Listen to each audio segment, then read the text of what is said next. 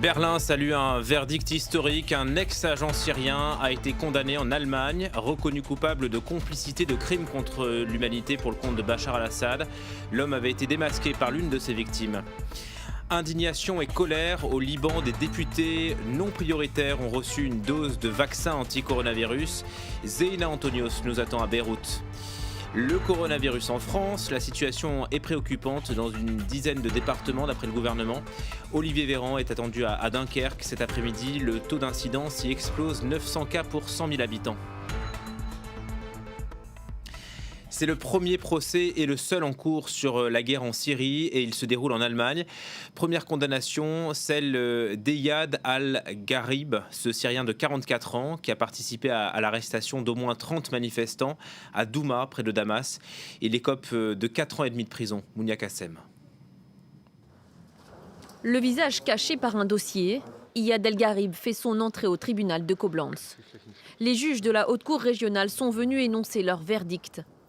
L'ancien membre des services de renseignement syriens est reconnu coupable de complicité de crimes contre l'humanité. Il écope de 4 ans et demi de prison. Un procès et une première condamnation historique pour celui qui incarne l'un des rouages du régime syrien et de sa répression implacable. Eyad el-Gharib, 44 ans, ancien sergent de la redoutée section 40, a participé à l'arrestation à l'automne 2011 d'au moins 30 manifestants anti-Assad à Douma, près de Damas. Des manifestants qui finiront torturés dans les geôles du régime. L'accusé travaillait sous les ordres d'Hafez Makhlouf, le cousin de Bachar el-Assad, redouté pour sa cruauté. Les avocats d'Eyad el-Gharib avaient plaidé l'acquittement de leur client, déclarant qu'il avait agi sur ordre de ses supérieurs.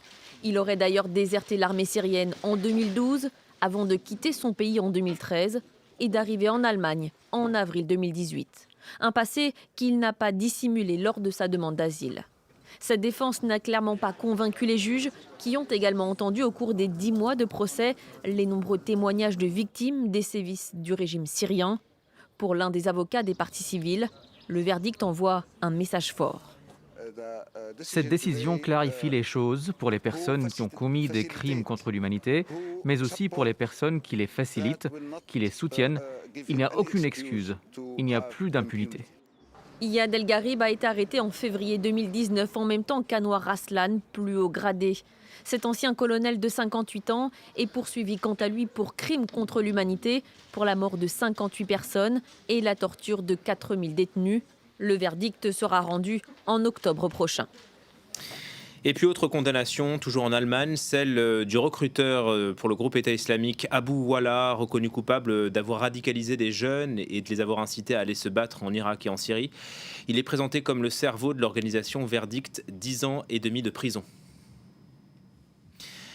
Faut-il y voir le signe d'une ouverture? Le ministre birman des Affaires étrangères s'est rendu à Bangkok en Thaïlande ce mercredi. Première réunion à l'étranger depuis le coup d'État. Des discussions avec les puissances régionales étaient prévues. On n'en connaît pas la teneur. Pour l'instant, la junte reste inflexible et une nouvelle journée de manifestation a eu lieu ce mercredi. Compte rendu de Carole Issou. On a vu une mobilisation en baisse, surtout par rapport à la journée extraordinaire de lundi dernier. Cela dit, ça ne veut pas dire non plus que les rues étaient désertes. Il y avait tout de même des milliers de Birmans qui continuaient à manifester aujourd'hui dans les rues de Rangoon et des grandes villes. Mais c'est vrai que la bataille se déplace un peu vers l'arène politique. D'abord à l'intérieur, avec un groupe de députés de la Ligue nationale pour la démocratie, le parti d'Aung San Suu Kyi, qui s'est déclaré gouvernement légitime de la Birmanie et qui a entamé une série d'actions en ce sens, pendant que les militaires, eux, essayent de multiplier les alliances avec les leaders politiques dans les zones ethniques pour acquérir un peu de légitimité à l'intérieur du pays. Mais surtout, leur priorité maintenant, ce qui leur fait cruellement défaut, c'est une légitimité internationale et ils se sont tournés tout naturellement pour cela vers leurs voisins immédiats, leurs partenaires, les pays de l'ASEAN, avec ce meeting qui s'est tenu aujourd'hui à Bangkok entre les ministres des Affaires étrangères thaïlandais, birmans et indonésiens. 2 jours après l'assassinat de l'ambassadeur Luca Attanasio, l'Italie demande des comptes. Luigi Di Maio, le ministre, veut l'ouverture d'une enquête et réclame des réponses claires. Le diplomate a été tué alors qu'il voyageait avec un convoi du PAM, le Programme alimentaire mondial, près de Goma, dans l'est de la République démocratique du Congo. C'était lundi. Sa voiture a été prise en embuscade. L'Italie, depuis, a envoyé une équipe d'enquêteurs. Kinshasa, de son côté, accuse les rebelles hutus rwandais du FDLR. Eux démentent être à l'origine de cette attaque. Et puis la transition démocratique est en péril au Niger. Mohamed Bazoum a été élu président hier, reconnu par la CENI. C'est un fidèle de Mahamadou Issoufou qui quitte le pouvoir après 2 mandats. Mais cette victoire est entachée par des accusations de fraude de la part de l'opposition, menée par Mahaman Ousmane. Ce dernier revendique la victoire à la présidentielle. Une percée en Centrafrique. D'après le gouvernement, la ville de Bossangoa a été reprise. C'est l'ex-fief de François Bozizé, l'ancien président, qui est accusé d'avoir formé une rébellion et de mener une tentative de coup d'État. Cela fait 10 jours maintenant que le Liban a lancé sa campagne de vaccination contre le coronavirus. Les débuts sont compliqués car certains se font piquer en dehors du circuit officiel. C'est le cas de 16 députés. Zeina Antonios, bonjour. Ces élus ont reçu le vaccin sans être prioritaires et ça a choqué bien sûr. Oui, c'est un scandale aujourd'hui au Liban. Depuis mardi, l'opinion publique et les médias ne parlent que de ça. 16 députés et plusieurs fonctionnaires du Parlement se sont fait vacciner en dehors des circuits. 16 députés de plus de 70 ans, certes, mais ils ne font pas partie des catégories prioritaires. C'est ça qui pose problème. Aujourd'hui, les catégories prioritaires au vaccin au Liban sont le corps médical et les plus de 75 ans. Et il y a tout un procédé à suivre. Il faut s'inscrire sur une plateforme mise en place en ligne par le ministère de la Santé et attendre son tour pour être vacciné dans des centres agréés. Or, ces députés se sont fait vacciner dans le Parlement, en dehors de tout ce cercle mis en place par le ministère de la Santé. Et c'est ça qui choque. Et beaucoup de personnes dénoncent un traitement de faveur. Et cette annonce, l'annonce de cette campagne de vaccination dans le Parlement a choqué également la Banque mondiale qui finance l'achat de vaccins contre le Covid-19 par le Liban. La Banque mondiale a menacé de geler ses aides au Liban pour l'achat du vaccin si ces bavures ne sont pas contrôlées.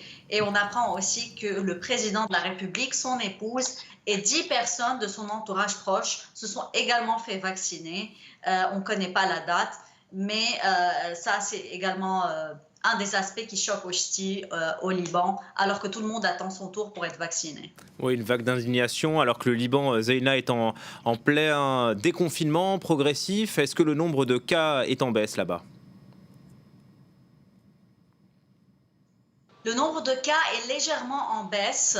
On a commencé à déconfiner il y a 2 semaines après un confinement très strict mis en place à la mi-janvier alors qu'on connaissait une hausse dramatique des cas. Aujourd'hui, on est à plus de 359 000 cas de contamination au Covid-19 au Liban depuis février 2020, date de l'apparition des premiers cas. Et on compte plus de 4 400 décès dus au Covid-19 au Liban. Et la vaccination n'a commencé qu'il y a qu'une dizaine de jours plus tôt. Le processus est en cours. On déconfine petit à petit. Les supermarchés ont rouvert. Il faut toujours prendre une autorisation sur la plateforme mise en place par le ministère de l'Intérieur pour sortir. Les banques sont ouvertes à nouveau. Les restaurants sont toujours fermés. Donc la vie reprend petit à petit dans un pays en proie à la crise économique et où beaucoup de commerçants dénoncent ce déconfinement progressif car ils n'arrivent pas à reprendre le travail très vite. Merci Zeina Antonios au Liban pour France 24. Et puis en France, se dirige-t-on vers un confinement à l'inverse à la carte? Une dizaine de départements sont préoccupants d'après le gouvernement. Les Alpes-Maritimes, bien sûr, sont déjà confinés le week-end. Et puis Dunkerque est-elle la prochaine sur la liste? Olivier Véran est attendu cet après-midi dans la ville. Emmanuel Bach. Cet après-midi, de nouvelles mesures devraient être annoncées, car ici, le taux d'incidence est 4 fois plus élevé que la moyenne nationale. Après, reconfiner, moi, je ne suis pas du tout pour. Puis là, les beaux jours, ils vont quand même arriver aussi. Donc, je pense que ça va être très compliqué. Il y a énormément de mesures qui ont été prises, qui n'ont rien donné jusqu'à présent. Donc non, un reconfinement serait vraiment l'idéal. Une hausse du nombre de nouveaux cas observés sur toute la France ces 7 derniers jours, mais très variable selon les départements. Parmi les plus touchés, les Alpes-Maritimes avec 592 cas pour 100 000 habitants, plus de 300 cas pour la Moselle, le Nord et Paris. Il y a une grosse part de cette augmentation rapide qui s'explique parce que la proportion du variant anglais et des nouveaux variants est plus importante à Dunkerque qu'en France. Mais sachant que cette proportion, elle augmente partout en France et que d'ici quelques semaines, on sera aussi, elle est actuellement de 70% à Dunkerque, et on sera en France aussi à 70%. De nombreux hôpitaux sont en tension. La hausse du nombre de patients en réanimation est constante depuis le début de l'année. 3 435 patients aujourd'hui, c'est plus 3% en une semaine. Et le profil des patients a changé. Le phénomène inquiète les médecins comme ici à Nice. On a à peu près la moitié des gens qui sont en moins de 55 ans avec une médiane qui est aux alentours de 50-52 ans. La majorité quand même a encore des comorbidités, pas plusieurs, hein. Très souvent c'est quand même l'obésité qui est là. Après les Alpes-Maritimes, le Nord connaîtra-t-il aussi des restrictions supplémentaires? C'est à l'exécutif de trancher. Et concernant la vaccination, la Hongrie fait toujours cavalier seul. Après Sputnik V, le pays fait appel à Sinopharm. Il devient donc le premier pays européen à utiliser le sérum chinois. Les premières injections ont commencé. Et puis, cette première mondiale, le Ghana a reçu 600 000 doses dans le cadre du projet COVAX. Le dispositif est mené par l'OMS, qui vise à fournir des vaccins aux pays les plus pauvres. Et puis Tiger Woods reviendra-t-il un jour sur les greens? Le champion de golf est hospitalisé à Los Angeles après un grave accident de voiture. Et il a subi plusieurs fractures ouvertes à la jambe droite. Ses médecins affirment qu'il est conscient et qu'il se repose. Anan Saïdani. Son véhicule a effectué plusieurs tonneaux avant de quitter la route. Appelé sur les lieux de l'accident, c'est la police locale qui a averti les secours. Resté conscient, Tiger Woods a dû être désincarcéré par les pompiers avant d'être transporté à l'hôpital. Son pronostic vital n'est pas engagé. Le champion de golf descendait d'une colline du comté de Los Angeles par une route sinueuse selon les habitants de la zone. Les gens sont amenés à rouler très vite ici. Ça arrive souvent. Il est arrivé plusieurs fois que les gens sortent de la route. Ça peut être traître. La police estime que rien n'indique que Tiger Woods était sous l'emprise d'alcool ou de drogue et confirme que les accidents sont courants sur cette route. C'est un endroit propice aux accidents et à la vitesse. J'ai vu plusieurs accidents. Grâce à son véhicule moderne et au fait qu'il portait une ceinture, je dirais que ça a augmenté les chances de sauver sa vie. 2 anciens présidents dont il était proche, Donald Trump et Barack Obama, lui ont adressé leurs vœux de rétablissement. Le joueur a été blessé aux jambes et doit subir une intervention chirurgicale. Récemment opéré du dos pour la 5e fois, sa présence au Masters en avril prochain, l'une des plus grandes compétitions de golf, était incertaine. Tiger Woods a remporté 15 titres majeurs, le dernier en 2019. Et puis la défense s'organise autour de Gérard Depardieu. Le monstre du cinéma français est accusé de viol. L'acteur a été mis en examen en décembre dernier, on l'a appris hier soir. Son avocat affirme que son client conteste les faits. La justice, dit-il, n'a pas à être rendue sur la place publique. Alexandra Quarini.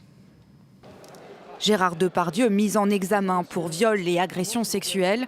La décision de justice remonte au 16 décembre 2020. Les faits se seraient déroulés en 2018 au domicile parisien de l'acteur, selon la comédienne qui porte les accusations. La jeune femme, dont l'identité n'a pas été rendue publique, avait déposé une première plainte dans une gendarmerie des Bouches-du-Rhône. Une plainte qui avait été classée sans suite après 9 mois d'enquête préliminaire. Mais en 2020, un nouveau recours avec constitution de partie civile relance l'enquête. Une confrontation entre Gérard Depardieu et la plaignante est organisée. Et la justice estime cette fois disposer de suffisamment d'éléments pour justifier une mise en examen. Après sa garde à vue, Gérard Depardieu a été laissé libre et il conteste totalement les faits qui lui sont reprochés, d'après son avocat, le ténor du barreau, Maître Temim, qui regrette que le secret de l'instruction n'ait pas été respecté.